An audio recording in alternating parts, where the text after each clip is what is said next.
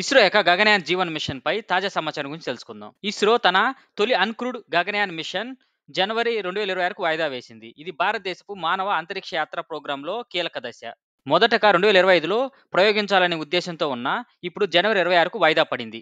ISRO chairman వి నారాయణ గారి ప్రకారం regular testing మరియు సిస్టమ్ వాలిడేషన్ అవసరం ఉన్నందున ఈ నిర్ణయం తీసుకున్నారు. ఈ ప్రయోగం డిసెంబర్ 2025 నుండి మార్చి 2026 మధ్య జరిగే అవకాశం ఉంది. ఈ మిషన్ యొక్క లక్ష్యాల గురించి మాట్లాడుకుంటే, జీవన్ మిషన్ లో హ్యూమన్ రేటెడ్ LVM-3 రాకెట్ ద్వారా క్రూ మాడ్యూల్స్ ను ప్రయోగిస్తారు. ఈ మిషన్ ద్వారా కొన్ని అంశాలను పరిశీలిస్తారు.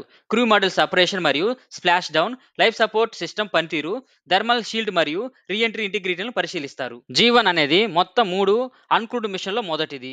ఈ 3 అన్క్రూడ్ మిషన్లు విజయవంతంగా పూర్తయిన తర్వాత 2027లో భారత్ మొదటి క్రూడ్ స్పేస్ ఫ్లైట్ మిషన్ను చేయనుంది. గగనయాన్ ద్వారా భారత్, US, రష్యా, చైనా తర్వాత మానవులను స్వతంత్రంగా అంతరిక్షంలోకి పంపిన 4వ దేశంగా రికార్డ్ అవుతుంది. ఇది స్పేస్ డిప్లొమసీ, డిఫెన్స్ ప్రిపేర్నెస్ మరియు కమర్షియల్ లాంచ్ సర్వీస్లో భారత్ స్థానాన్ని పెంచుతుంది. Thanks for watching. మరిన్ని సైన్స్ మరియు స్పేస్ వీడియోల కోసం మార్గదర్శి తెలుగు ఛానల్ను సబ్స్క్రైబ్ చేయండి. జై హింద్.